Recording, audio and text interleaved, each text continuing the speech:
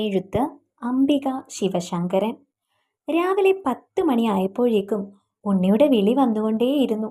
മാമന്റെ മകനാണ് ഉണ്ണി. അവരുടെ വീടിനടുത്ത് നടക്കുന്ന വേല പ്രമാണിച്ച് 10 മണിക്ക് മുന്നേ ചെല്ലാമെന്ന് ഏറ്റതായിരുന്നു.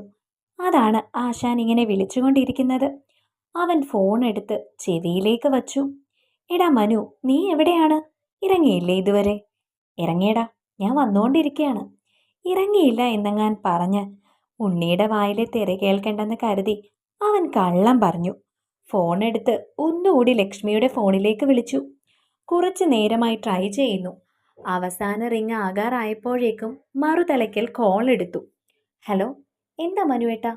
ഞാൻ ഡ്യൂട്ടിയിലാണെന്നറിയില്ലേ? പിന്നെന്തിനാ ഇങ്ങനെ വിളിച്ചുകൊണ്ടിരിക്കുന്നത്? അവൾ ദേഷ്യത്തോടെ ചോദിച്ചു. ഇത്ര സമയം എവിടെ പോയി കിടക്കുകയായിരുന്നടി എന്ന ചോദ്യം അവൻ അത്ത് കേട്ടതോടെ അപ്പാടെ വിഴുങ്ങി. രണ്ടാളും കലിപ്പായാലല്ലേ പ്രശ്നമുള്ളൂ. തൽക്കാലം ഇപ്പോൾ കുറച്ചൊന്ന് ഒതുങ്ങാം. ആവശ്യം തൻ്റെയായി പോയില്ലേ? അതല്ല തമ്പുരാട്ടി, ഉണ്ണി വിളിച്ചുകൊണ്ടിരിക്കുകയാണ്. അമ്മയും ചിന്നുവും വരുന്നില്ലെന്നു പറഞ്ഞു. അവൾക്ക് നാളെ എക്സാമാണ്. ഞാൻ കുറച്ചു കഴിഞ്ഞ് അങ്ങോട്ട് പോവും. പിന്നെ അവിടുത്തെ തിരക്കിനും ബഹളത്തിനും ഇടയിൽ തമ്പുരാട്ടിയോട് സംസാരിക്കാൻ കഴിഞ്ഞെന്നും വരില്ല. ഇനി അതിനും പിണങ്ങിയാലോ എന്ന് പേടിച്ചിട്ടാണ് അനുവാദം വാങ്ങിയിട്ട് പോകാമെന്ന് കരുതിയത്. മറുതലയ്ക്കൽ നിന്ന് കേട്ട അടക്കി പിടിച്ച ചിരിയിൽ നിന്ന് അവളുടെ ദേഷ്യം അലിഞ്ഞു ഇല്ലാതായെന്ന് അവന് വ്യക്തമായി. ഇവിടെ തലയ്ക്ക് വട്ടുപിടിച്ച് മനസ്സിലായ MDയുടെ അച്ഛനെ വിളിച്ചുകൊണ്ടിരിക്കുമ്പോഴാണ് മനുവേട്ടൻ വിളിച്ചത്. അതാ ഞാൻ ദേഷ്യപ്പെട്ടത്. സോറി. എന്തായാലും പോയി വാ. അതും പറഞ്ഞവൾ ഫോൺ വെച്ചു. ബൈക്കെടുത്ത് തിരക്കിനിടയിൽ തിക്കി തിരക്കി പോകാനുള്ള മടി കൊണ്ടാണ് ബസ്സിന് പോകാമെന്ന തീരുമാനത്തിലെത്തിയത്. അതാകുമ്പോൾ വെറുതെ കയറി ഇരുന്നാൽ മതിയല്ലോ. ആരെ തട്ടിമറിച്ചിട്ടിട്ടാണെങ്കിലും അവർ എത്തിക്കേണ്ടിടത്ത് എത്തിച്ചോളും. അങ്ങനെ ബസ് കയറി 30 മിനിറ്റത്തെ യാത്രയ്ക്കൊടുവിൽ മനു സ്ഥലത്തെത്തി. ബസ് ഇറങ്ങി നേരെ വേലപ്പറമ്പിലേക്ക് ചെന്നു. നിറയെ ജനം തടിച്ചു കൂടിയിരുന്നുവെങ്കിലും അവനെ കണ്ടതും ഉണ്ണി ഓടി വന്നു. എന്താടാ, ഇപ്പോഴാണോ നിനക്ക് നേരം വെളുത്തത്? അമ്പലപ്പറമ്പായി പോയി. ഇല്ലെങ്കിൽ എൻ്റെ വായിലിരിക്കുന്നത് കേട്ടേനെ. അല്ലടാ, ബൈക്ക് എടുത്തില്ല, ബസ്സിലാണ് വന്നത്. വഴിയിലാണെങ്കിൽ നിറയെ ബ്ലോക്കും. അവൻ തടിയൂരി. അവിടുത്തെ ശബ്ദ കോലാഹലങ്ങൾക്കിടയിൽ പരസ്പരം കേൾക്കുവാനായാണ് ഇരുവരും ഉറക്ക സംസാരിച്ചത്. മാമനില്ലേ ഇവിടെ? ചുറ്റും കണ്ണോടിച്ചുകൊണ്ട് മനു തിരക്കി. ഉണ്ടുണ്ട്, സീനിയർ കമ്മിറ്റി മെമ്പർ അല്ലേ, അതിൻ്റെ ഷോ കാണിച്ചുകൊണ്ടിരിക്കുകയാണ്. നീ ഏതായാലും വാ, നമുക്കൊന്ന് വീട് വരെ പോയിട്ട് വരാം. അതും പറഞ്ഞവൻ ബൈക്ക് സ്റ്റാർട്ടാക്കി. എന്താ മോനെ, ദേവിക ഏടതിയും ചിന്നുമോളും വരാതിരുന്നത്? എത്ര നാളായി അവരെ ഒന്ന് കണ്ടിട്ട്. ഈ വഴിയൊക്കെ മറന്നു അവര്? അവനെ കണ്ടതും അവർ പരിഭവങ്ങളുടെ കെട്ടഴിച്ചു. ഇല്ലമ്മായി, ചിന്നുവിന് പരീക്ഷയാണ്. അതാണ് അമ്മയും അവൾക്കൊപ്പം ഇരുന്നത്. നിങ്ങൾ ഇങ്ങനെ വിശേഷവും ചോദിച്ചുകൊണ്ട് നിൽക്കാതെ അവനെന്തെങ്കിലും കൊടുക്കമ്മേ. ഞാൻ ഈ ഷർട്ടൊന്ന് മാറിയിട്ട് വരാം. അതും പറഞ്ഞ് അവൻ അകത്തേക്ക് പോയി. നല്ല ചൂടായതുകൊണ്ട് തന്നെ ചായ എടുക്കണ്ട എന്ന് അമ്മായിയോട് പ്രത്യേകം പറഞ്ഞു വിട്ടു. അതുപ്രകാരം അമ്മായി കൊണ്ടുവന്ന് തന്ന പച്ചമുളകും ഇഞ്ചിയും കറിവേപ്പിലയും എല്ലാം അരച്ചു ചേർത്ത നല്ല ഉഗ്രൻ സംഭാരം അകത്തേക്ക് ചെന്നപ്പോൾ മനസ്സും ശരീരവും ഒരുപോലെ തണുത്തു. കുറേ സമയം അവിടെ ചെലവഴിച്ചു. ഒരുപാട് നാൾ കൂടിയല്ലേ അവരെയൊക്കെ കാണുന്നത്. എല്ലാവർക്കും പങ്കുവെക്കാൻ വിശേഷങ്ങൾ ഒരുപാടുണ്ടായിരുന്നു. നീ വാടാ മനു, നമുക്കൊന്ന് പാടത്തേക്കിറങ്ങാം. അവിടെ പട്ട വെട്ടാൻ ആളുകൾ വന്നിട്ടുണ്ട്. നമുക്കൊന്ന് നോക്കിയിട്ട് വരാം. അതും പറഞ്ഞ് ഉണ്ണി മനുവിനെയും കൂട്ടി പാടത്തേക്ക് പോയി. സമയം ഉച്ച തിരിഞ്ഞത് കൊണ്ട് തന്നെ നല്ല കാറ്റുണ്ടായിരുന്നു. അവനത് വേണ്ടുവോളം ആസ്വദിച്ചു. എടാ മനു, നീ ഇവിടെ ഇരിക്കെ, ഞാനിപ്പോ വരാം.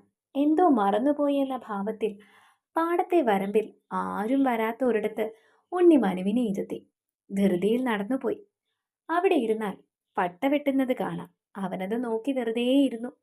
10 മിനിറ്റിനുള്ളിൽ തന്നെ ഉണ്ണി തിരികെ വന്നു. കയ്യിൽ ഒരു മദ്യക്കുപ്പിയും ഉണ്ടായിരുന്നു. ഇതിന് ആണോടാ നീ ഈ ഓടിക്കിതച്ചു പോയത്? അതെ, നീ ഒഴിക്കടാ. ഉണ്ണി 2 ഗ്ലാസ് എടുത്തുകൊണ്ട് പറഞ്ഞു. അയ്യോ, ഞാൻ കഴിക്കുന്നില്ല. കുറച്ചു നാളായി ഇതെല്ലാം നിർത്തിവെച്ചിട്ട്. അവൻ ഒഴിഞ്ഞു മാറാൻ ശ്രമം നടത്തി. തൽക്കാലം നിർത്തിവെച്ചതല്ലേ ഉള്ളൂ, പൂർണ്ണമായും ഒഴിവാക്കിയൊന്നുമില്ലല്ലോ. നീ എന്തു പറഞ്ഞിട്ടും കാര്യമില്ല മോനെ. എത്ര നാളുകൾക്ക് ശേഷമാണ് നമ്മളൊന്ന് കൂടുന്നത്. ആ പഴയ ഓർമ്മകളൊക്കെ നമുക്ക് പുതുക്കണ്ടേ? ഇന്ന് നീ കഴിച്ചേ പറ്റൂ. നീ കുപ്പി പൊട്ടിക്ക്. അപ്പോഴേക്കും ഞാൻ 2 കരിക്ക് സംഘടിപ്പിച്ചിട്ട് വരാം. അതും പറഞ്ഞ് ഉണ്ണി അവിടെ നിന്നും പോയതും അവൻ ഫോണെടുത്ത് ലച്ചുവിന്റെ നമ്പർ ഡയൽ ചെയ്തു. 2-3 വട്ടം വിളിച്ചു നോക്കിയെങ്കിലും അവൾ കോൾ അറ്റൻഡ് ചെയ്തില്ല. അപ്പോഴേക്കും കരിക്കുമായി ഉണ്ണി തിരികെ എത്തി. അല്ല, നീ ഇതുവരെ കുപ്പി പൊട്ടിച്ചില്ലേ? കുറെ നേരമായല്ലോ. ഫോണും ചെവിയിൽ വച്ചിരിക്കുന്നു. എന്താടാ? ലച്ചുവിനെ വിളിച്ചു നോക്കിയതാണ്. അതെന്തിനാ ഇപ്പൊ അവളെ വിളിക്കുന്നത്? അവൻ നെറ്റി ചുളിച്ചു. കഴിക്കുന്ന കാര്യം അവളോടൊന്ന് പറയാനാണ്. പറയാതെ കഴിക്കില്ലെന്ന് ഞാൻ വാക്ക് കൊടുത്തുപോയി. നാണമില്ലേടാ നിനക്ക്? പെണ്ണിന്റെ സമ്മതം വാങ്ങിയെല്ലാം ചെയ്യാൻ, അതും വിവാഹം കഴിക്കുന്നതിന് മുന്നേ തന്നെ. അവൻ പുച്ഛഭാവത്തോടെ പറഞ്ഞു. അതുകൊണ്ടല്ലടാ, അവൾക്ക് പുകവലിയും മദ്യപാനവും ഒന്നും ഇഷ്ടമല്ല. അച്ഛന്റെ മദ്യപാനം കാരണം ചെറുപ്പത്തിലെ തന്നെ അവൾ ഒരുപാട് അനുഭവിച്ചിട്ടുണ്ട്. ഒടുവിൽ ഈ മദ്യപാനം കൊണ്ട് തന്നെയാണ് അവളുടെ അച്ഛൻ നേരത്തെ പോയത്. അതുകൊണ്ട് ഞാൻ കഴിക്കുന്നതും അവൾക്ക് ഇഷ്ടമല്ല. എങ്കിലും ഞാൻ വല്ലപ്പോഴും ചോദിക്കുമ്പോഴൊക്കെ അവൾ സമ്മതിക്കാറുണ്ട്. ശരി, അത് വിട്. നീ ഇപ്പൊ കഴിച്ചാലും അവൾ അറിയാൻ പോകുന്നില്ലല്ലോ. പിന്നെന്താ പ്രശ്നം? നീ ഇപ്പൊ ഇതങ്ങ് പിടിച്ചേ. അവൾ വിളിച്ചാ കഴിച്ചില്ലെന്ന് പറഞ്ഞാൽ മതി. മറ്റു നിവർത്തിയില്ലാതെ ഉണ്ണിയുടെ നിർബന്ധത്തിന് വഴങ്ങി 2ാമത്തെ പെഗ് കഴിച്ചുകൊണ്ടിരിക്കുമ്പോഴാണ് ലച്ചു തിരിച്ചു വിളിച്ചത്. എന്താ മനുവേട്ടാ? അവിടെ ചെന്നാ വിളിക്കാൻ പറ്റില്ലെന്ന് പറഞ്ഞിട്ട് വേലപ്പറമ്പിൽ പോയില്ലേ? ലച്ചു, ഉണ്ണി എന്നെയും കൂട്ടി വീട്ടിലേക്ക് വന്നു. ഒരുപാട് നാളായില്ലേ ഒന്ന് കൂടിയിട്ട്. അവൻ കഴിക്കാൻ നിർബന്ധിക്കുന്നു. വല്ലപ്പോഴും ഒരിക്കലല്ലേ? അതാണ് നിന്നെ വിളിച്ചത്. ഞാൻ 2 കഴിച്ചോട്ടെ? അവൻ നിഷ്കളങ്കമായി ചോദിച്ചു.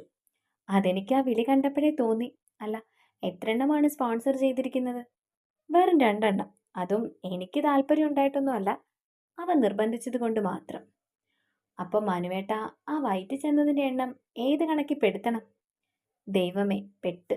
എത്ര പിടിച്ചു നിന്നാലും ഫോണിലൂടെ പോലും അവൾ ഇതെങ്ങനെ കൃത്യമായി കണ്ടുപിടിക്കുന്നുവെന്ന് മാത്രം ഇതുവരെ മനസ്സിലായിട്ടില്ല. സോറി ലച്ചു, നിന്നെ വിളിച്ചിട്ട് കിട്ടാഞ്ഞപ്പോൾ ഞാൻ 2 കഴിച്ചു. കുറ്റവാളിയെ പോലെ അവൻ തെറ്റേറ്റു പറഞ്ഞു. അവള് കുറച്ചു സമയത്തേക്ക് ഒന്നും മിണ്ടിയില്ല. എന്താ ലച്ചു, കരയാണോ? നിങ്ങൾ കുടിച്ച് നിങ്ങളുടെ ആരോഗ്യം നശിപ്പിക്കുന്നതിന് ഞാനെന്തിനാ കരയുന്നേ? ഇനി ഇങ്ങനെ കഴിച്ച് ആരോഗ്യം നശിപ്പിച്ച് ഈ പ്രായത്തിലേക്ക് ഇളവനായി നടക്കാനാണെങ്കിൽ സത്യമായിട്ടും മനുവേട്ട, ഞാൻ വേറെ നല്ല ചെക്കനെയും പോയി കിട്ടും, നോക്കിക്കോ. എന്നാ പിന്നെ അതിൻ്റെ പേര് പറഞ്ഞ് ഞാൻ 2 കൂടുതൽ അടിക്കും. ഒരുപാടങ്ങ് തമാശിക്കാതെ മനുവേട്ട, എനിക്ക് നല്ല ദേഷ്യം വരുന്നുണ്ട്. കുടിച്ചതിൻ്റെയൊക്കെ കെട്ടിറങ്ങിയിട്ട് തൽക്കാലം എന്നെ വിളിച്ചാൽ മതി. നിങ്ങൾക്ക് മദ്യമാണോ ഞാനാണോ വലുതെന്ന് എനിക്കൊന്ന് അറിയണമല്ലോ. അവൾ 2 കൽപ്പിച്ചെന്നതുപോലെ പറഞ്ഞു. അതിന് കെട്ടിറങ്ങാൻ പോയിട്ട് തലയ്ക്ക് പിടിക്കാൻ പോലും ഒന്നും ആയില്ലല്ലോ കുരുപ്പേ. നിങ്ങൾക്ക് ഞാനിപ്പോ കുരുപ്പായല്ലേ? ഈ കിളവനെ പ്രേമിച്ച എന്നെ വേണം പറയാൻ. തമാശയിലൂടെ ആ ഫോൺ സംഭാഷണം അവസാനിച്ചുവെങ്കിലും അവന്റെ മനസ്സിൽ എവിടെയോ ഒരു കുറ്റബോധം നിറഞ്ഞു നിന്നു. വീണ്ടും ഗ്ലാസ്സിലേക്ക് മദ്യം പകർന്ന ഉണ്ണിയെ മനു തടഞ്ഞു. വേണ്ടടാ ഉണ്ണി, നിന്റെ സന്തോഷത്തിന് വേണ്ടി ഞാൻ 2 കഴിച്ചില്ലേ? ഇനി വേണ്ട, നീ കഴിക്ക്, ഞാൻ കൂട്ടിരിക്കാം. ഇങ്ങനെ ആണുങ്ങളുടെ വില കളയാതെടാ മനു. പെണ്ണ് വിളിച്ച് എന്തൊക്കെ പറഞ്ഞപ്പോഴേക്കും അവന് മുട്ടുവരയ്ക്കുന്നു. മോശം. അങ്ങനെ പറയാതെടാ ഉണ്ണി.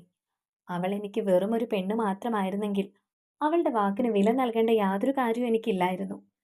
ഇഷ്ടം പോലെ കുടിക്കാം, കൂത്താടാം, നിനക്കറിയാലോ. ഉണ്ണി, കൈവിട്ടു പോയ ജീവിതത്തിൽ നിന്നും എന്നെ തിരികെ കൊണ്ടുവന്നവളാണവൾ. അവൾ വന്നില്ലായിരുന്നെങ്കിൽ ഇന്നും ഒരു പക്ഷേ ഞാൻ എല്ലാവരുടെയും മുൻപിൽ ഒന്നുമല്ലാതെ നിൽക്കേണ്ടി വന്നേനെ.